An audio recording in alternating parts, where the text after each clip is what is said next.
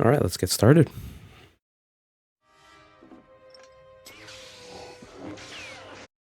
All right, so first we start with an immediate crossing of blades, and Palpatine right here is exactly how I feel when I actually see blade contact in a sword fight. So, good start.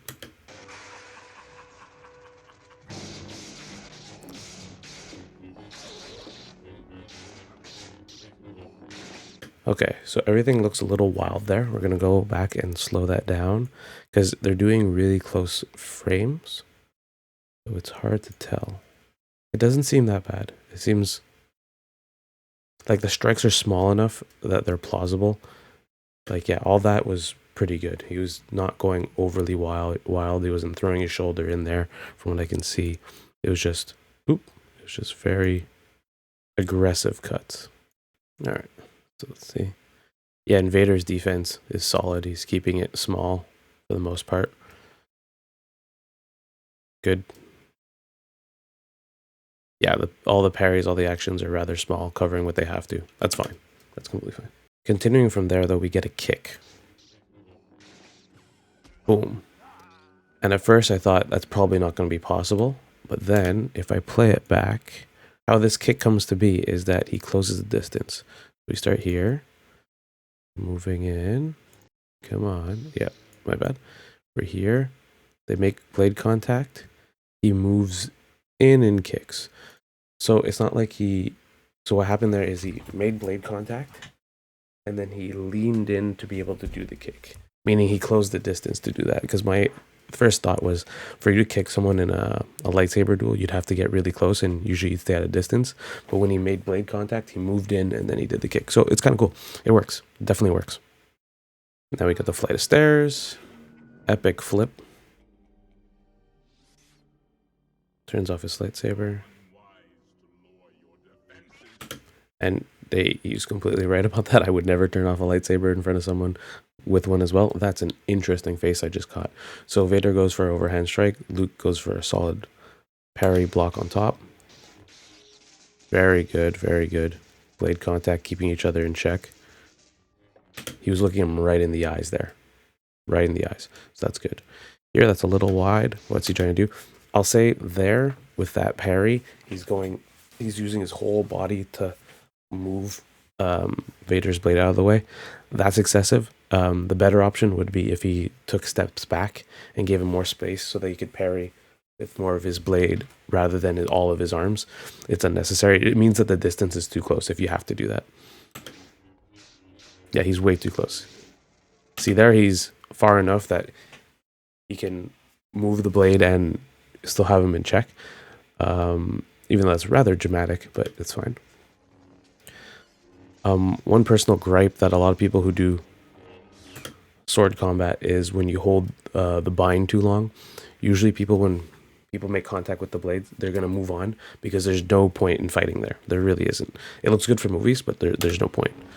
Jump. So Vader tried to get through the opening of the thing there. That's pretty cool. All right, we got the backflip. The classic lightsaber throw. I'm trying to think, if I had one, would I do that? I think I would.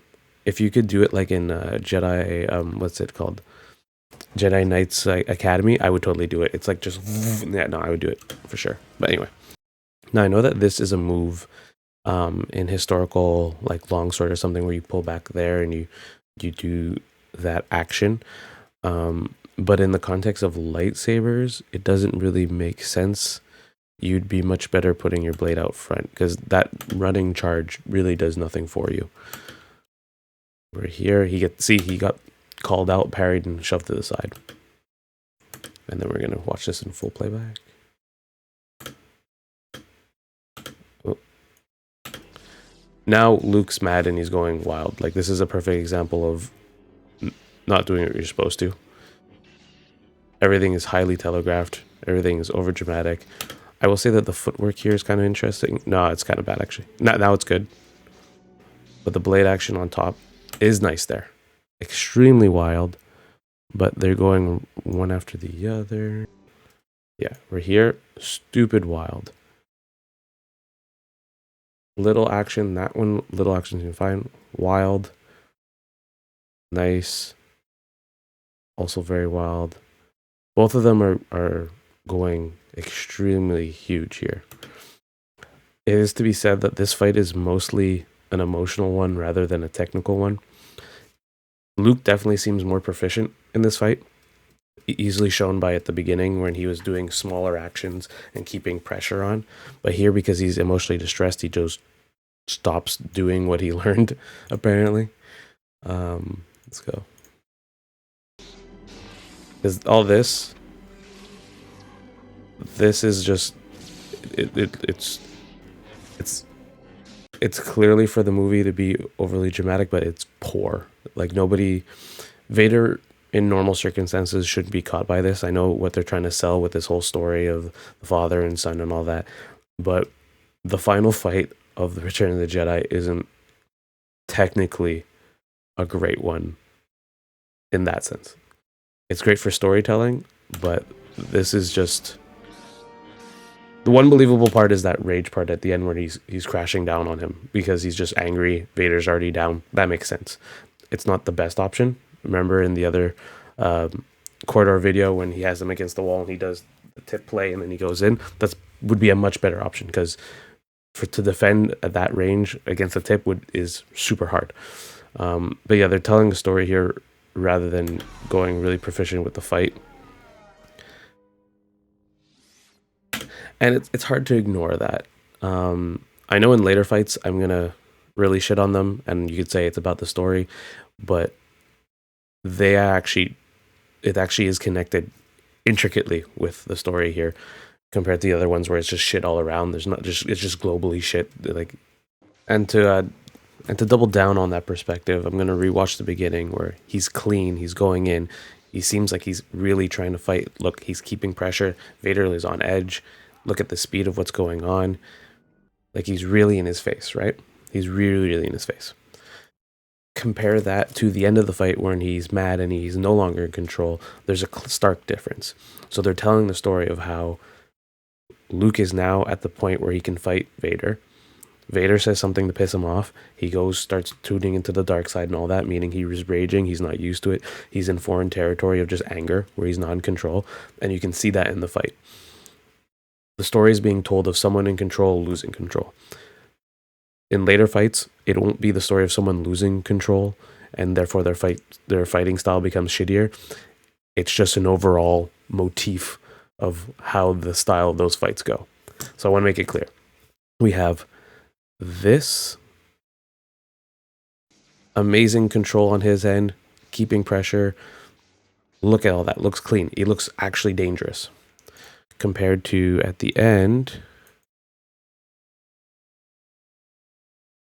where he looks bloody insane and he's just going at it. There's a completely different Luke you're seeing here. This is not control.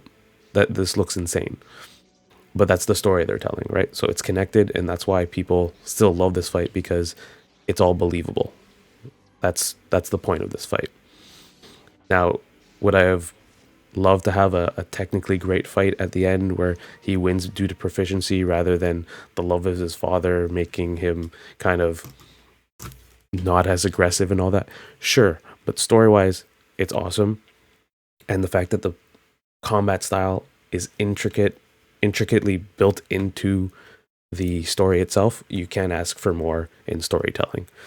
That won't be the case later on, but I want to make it clear that the reason why people still love this fight is because it makes sense in the context of the story, while in later Star Wars fights, people get upset because it no longer made sense. Just want to say that. Yeah. Apologies for not having as much to say about this fight as the others. It's the clips are really small. There's not much to pull from them, and it's really a story of proficiency into anger. There wasn't much more to say.